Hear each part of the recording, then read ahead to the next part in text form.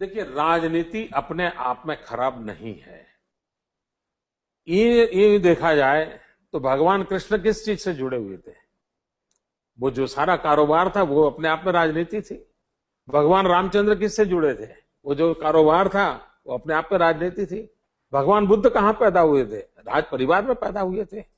महात्मा गांधी जी ने राजनीतिक सॉल्यूशन खोजने के लिए, देश को आजादी देने के लिए राजनीतिक क्षेत्र को पदार्पण करके पूरे देश को जगाया था।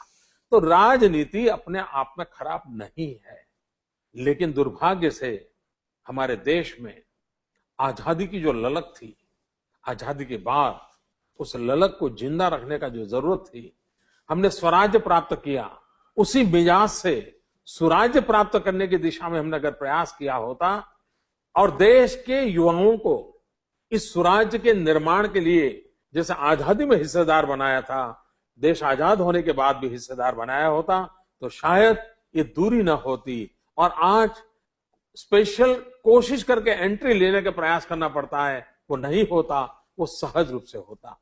दूसरी बात है, आज से 30-40 साल पहले हमारा देश का जो नेतृत्व उभर करके आता था, वो या तो आजादी के आंदोलन में से पैदा हुआ था या रचनात्मक कार्यों से हो रहा था। लेकिन धीरे धीरे धीरे गिरावट आई, वो परिवार में से नेतृत्व पैदा होने लग गए।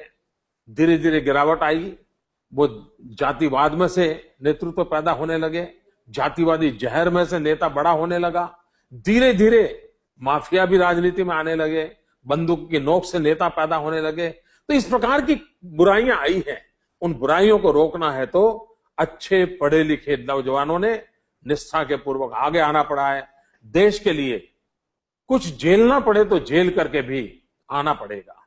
अपने परिवार की भी आलोचना सहनी पड़े तो आना पड़ेगा। हम ये सोचे कि सब कंफर्ट होगा, जैसे किसी के माँ बाप राजनीति में है और जैसे ही सीधा उसको स्ट्रेट वे प्रगति हो जाती है, हर एक की नहीं होगी। भाइयों बहनों, मैं अपने आप में बहुत ही सामान्य परिवार से आता हूं। मेरे परिवार में राजनीति का र भी कोई नहीं जानता है।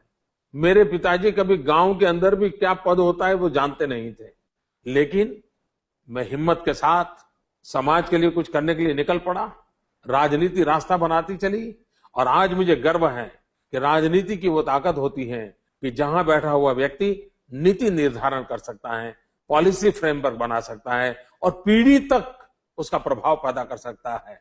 और इसलिए राजनीति बहुत ही निर्णायक पोजीशन पर होती है। मैं नौजवानों को निमंत्रण देता हूं कि आप आइए। लेकिन मैं उसके पहले ये कहना चाहूंगा, कुछ बनने के लिए जो लोग राजनीति में आते हैं वो राजनीति को भी बुरा करते हैं, खुद के जीवन को भी बर्बाद करते हैं। मेरी प्रार्थना होगी नौजवानों को, मुझे सलाह देने का अधिकार तो नहीं है, लेकिन अनुभव से मैं कहता हूं, बनने के सपने देख करके राजनीति में नहीं आना चाहिए, कुछ करने के सपने देख करके राजनीति में आना चाहिए। मैं भरोसा देता हूं आप कर भी पाएंगे और हो सकता है जनता आपको भी कुछ बना के रहेगी। जनता पे छोड़ दीजिए, आप कुछ करने के मकसद से आइए कि मुझे ये चेंज लाना है, मुझे परिवर्तन लाना है, मैं मेहनत करूंगा, मैं इस इलाके को ठीक करूंगा, मैं इतने दोस्तों को साथ लेके चलूंगा। आप आइए, आप हिम्मत रखिए। और बहुत ही कंफर्ट सोचते होंगे।